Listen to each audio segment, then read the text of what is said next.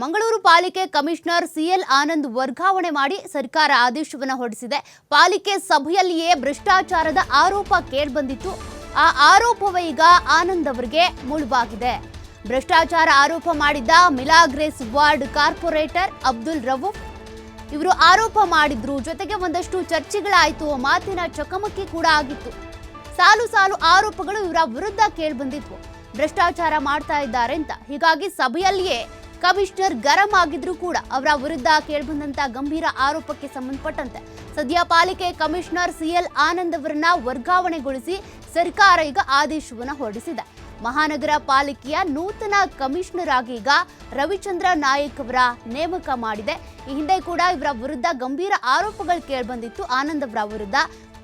ಜೊತೆಗೆ ಆ ಎಲ್ಲ ಆರೋಪಗಳಿಗೂ ಸಂಬಂಧಪಟ್ಟಂತೆ ಅವರು ಕೋರ್ಟ್ ಮೆಟ್ಟಿಲೇರಿ ಸ್ಟೇ ತಂದುಕೊಂಡಿದ್ರು, ಅಲ್ಲೇ ಕೆಲಸವನ್ನ ಮುಂದುವರಿಸಿದ್ರು. ಬಟ್ ಈಗಲೂ ಕೂಡ ಅವ್ರ ವಿರುದ್ಧ ಕೇಳಿಬಂದಂತ ಗಂಭೀರ ಆರೋಪಗಳನ್ನ ಪರಿಗಣನೆಗೆ ತೆಗೆದುಕೊಂಡು ಸದ್ಯಕ್ಕೆ ವರ್ಗಾವಣೆ ಮಾಡಲಾಗಿದೆ. ಜೊತೆಗೆ ಆ ಸ್ಥಾನಕ್ಕೆ ರವಿಚಂದ್ರ ನಾಯಕ್ ಅವರನ್ನ ಈಗಾಗಲೇ ನೇಮಕ ಮಾಡಲಾಗಿದೆ. ಪದೇ ಪದೇ ಒಂದಷ್ಟು ಪಾಲಿಕೆಯ ಸಭೆಗಳೇನಾಗ್ತಾವೆ, ಒಂದಷ್ಟು ಆಯವ್ಯಯಕ್ಕೆ ಸಂಬಂಧಪಟ್ಟಂತೆ ಇರ್ಬೋದು, ಅಲ್ಲಿನ ಒಂದಷ್ಟು ಅಭಿವೃದ್ಧಿಗೆ ಸಂಬಂಧಪಟ್ಟಂತೆ ಆಗೆಲ್ಲ ಕೂಡ ಇವ್ರ ವಿರುದ್ಧ ಗಂಭೀರ ಆರೋಪಗಳು ಕೇಳಿ ಬರ್ತಾ ಇತ್ತು. ಹಾಗಾಗಿ ಇವ್ರನ್ನ ಈಗ ಎತ್ತಂಗಡಿ ಮಾಡಲಾಗಿದೆ.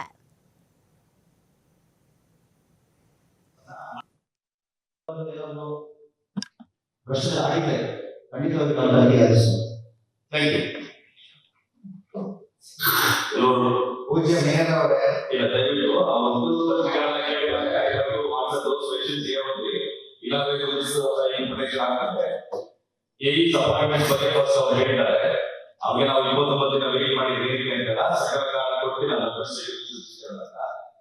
ಎರಡನೇ ಪಾಯಿಂಟ್ ಅವರು ಎಸ್ಸಿ ಅಪಾಯಿಂಟ್ಮೆಂಟ್ಸ್ ಬಗ್ಗೆ ಮಾತಾಡಿದ್ದಾರೆ. ಎಸ್ಸಿ ಅಪಾಯಿಂಟ್ಮೆಂಟ್ ನಲ್ಲಿ ಈಗಾಗಲೇ ಆ 3 ಜನ ಯಾರು ನೆಕ್ಸ್ಟ್ ಟೆಂಡರ್ ಆಗುತ್ತಿಲ್ಲ, ಏನಾದ್ರು ಆಗಿದೆ ಟೆಂಡರ್ ಅಂತ ಹೇಳುವವರಿಗೆ ಹೇಳಿದ್ದಾರೆ. ಈ ಟೆಂಡರ್ 160 ಕೋಟಿ ನಾವು ಮಾಡಿದ್ವಿ ಅಂತ ಹೇಳ್ತಾ ಇದ್ದೇವೆ. ಟೆಂಡರ್ ನಲ್ಲಿ ನಾವು ಗಂಭೀರವಾಗಿ ನಾವು ತೆಗೆದುಕೊಳ್ಬೇಕಾಗಿತ್ತು.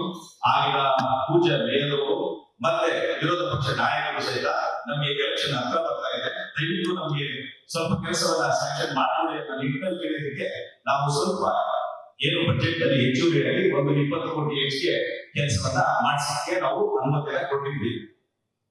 ಇದು ತದನಂತರ ಸಚಿವರು ಚರ್ಚೆ ಮಾಡಿದ್ವಿ.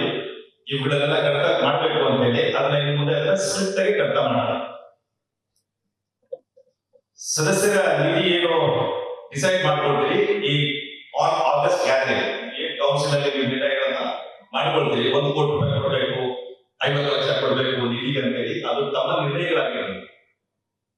ಅದನ್ನ ನಾವು ಪ್ರಾಕ್ಟಿಕಲ್ ಆಗಿ ತರಬೇಕಾದ್ರೆ ಅದು ಪಾಸ್ ಮಾಡಬೇಕಾಗುತ್ತೆ. ಅದರಲ್ಲಿ ಸ್ಪೀಕಿಂಗ್ ಆರ್ಡರ್ ಬರೀಬೇಕಾಗುತ್ತೆ. ಆ ತರ ಸ್ಪೀಕಿಂಗ್ ಆರ್ಡರ್ಸ್ ನಾವು ಈಗ ಸಮಿತಿಗೆ ಕೊಡಲಿಲ್ಲ. ಕೆಟಿಪಿ ಆಕ್ಟ್ ನಲ್ಲಿ 1 ಲಕ್ಷ ಲಾಸ್ಟ್ ಟೈಮ್ 2011ರಲ್ಲಿ ಅಕ್ರಮ ಸಕ್ರಮ ಮಾಡುವುದಂತ ಹೇಳಿ ಸರ್ಕಾರ ಒಂದು ಘೋಷಣೆ ತರ ಮಾಡಬೇಕು ಅಂತ ಹೇಳಿ ಒಂದು ತೀರ್ಮಾನಕ್ಕೆ ಬಂತು. ಅದರ ನಂತರ 2016-17ರಲ್ಲಿ ಅಕ್ರಮವನ್ನು ಎಲ್ಲ ಕಡೆ ಕರ್ನಾಟಕ ರಾಜ್ಯದಲ್ಲಿರುವಂತಹ ಎಲ್ಲಾ ಮುನ್ಸಿಪಲ್ ಕಾರ್ಪೊರೇಷನ್ ನಲ್ಲಿರುವಂತಹ ಅಕ್ರಮ ಕಟ್ಟಡಗಳನ್ನು ಸಕ್ರಮ ಮಾಡಿದರೆ ಸರ್ಕಾರಕ್ಕೆ ಬೇಕಾದಷ್ಟು ರೆವೆನ್ಯೂ ಬರುತ್ತೆ ಅಂತ ಹೇಳಿ ಕ್ಯಾಬಿನೆಟ್ ತೀರ್ಮಾನ ತಗೊಂಡು ಆಗ ಪಬ್ಲಿಕ್ ಲಿಟಿಗೇಷನ್ ಸುಪ್ರೀಂ ಕೋರ್ಟ್ಗೆ ಹೋಗಿ ಅದನ್ನು ಸ್ಟೇ ಮಾಡಿ ಕೋರ್ಟ್ನಲ್ಲಿರುವಂತಹ ಕೇಸ್ಗಳಿವೆ, ಅಕ್ರಮ ಸಕ್ರಮದಲ್ಲಿರುವಂತಹ ಕೇಸ್ಗಳಿವೆ. ಇದಕ್ಕೆಲ್ಲ ಕಮಿಷನರ್ ಏನ್ ಮಾಡಿದ್ದಾರೆ, ಎಲ್ಲಾ ಕಂಪ್ಲೀಷನ್ ಕೊಟ್ಟಿದ್ದಾರೆ. ದಾಖಲೆ ಸಮೇತ ಮಾತಾಡ್ತಾರೆ ಆಯ್ತಾ. ಇದು ನನ್ನ ಹತ್ರ ಇರುವುದು ವಸತಿ ಗೃಹ ವಸತಿ ಕಟ್ಟಡ ಮಾತ್ರ, ಇನ್ನು ಕಮರ್ಷಿಯಲ್ಸ್ ಆಯ್ತು. ಇದಕ್ಕೆಲ್ಲ ಕೊಟ್ಟಿದ್ದಾರೆ. ಉದಾಹರಣೆಗೆ 1997ರಲ್ಲಿ ಜೂನ್ 13ನೇ ತಾರೀಕು ಡೆಲ್ಲಿಯಲ್ಲಿ ಒಂದು ವಾರ್ಷಿಕ ಅನಾಹುತ ಆಯಿತು. ಉಪಹಾರ ಮಂದಿರ ಚಿತ್ರಮಂದಿರದಲ್ಲಿ ಬೆಂಕಿ ಹತ್ತಿ 59 ಜನ ಸತ್ತಿದ್ದಾರೆ, 103 ಜನ ಗಾಯಗಳಾದರು. ಅದರಲ್ಲಿ 59ಕ್ಕಿಂತ ಜಾಸ್ತಿ ಜನ ಆಮೇಲೆ ತೀರ್ಕೊಂಡಿದ್ದಾರೆ. ದೇವರವರ ಆತ್ಮಕ್ಕೆ ಶಾಂತಿ ಸಿಗಲಿ ಅಂತ ಹೇಳಿ ನಾವು ದೇವರನ್ನು ಪ್ರಾರ್ಥಿಸೋಣ. ಅದೇ ಆ ಸಂದರ್ಭದಲ್ಲಿ ಅಲ್ಲಿ ಆ ಕಟ್ಟಡಗಳು ಸರಿ ಇಲ್ಲದ ಕಾರಣ ಅದಕ್ಕೆ ಕಂಪ್ಲೀಷನ್ ಯಾರು ಅಧಿಕಾರಿಗಳು ಕೊಟ್ಟಿದ್ರು ಅವರು ರಿಟೈರ್ಡ್ ಆಗಿ ಮನೆಯಲ್ಲಿ ಕೂತ್ಕೊಂಡು ಅವರಿಗೆ ಆ ಸಮಸ್ಯೆ ಆದ ಏನ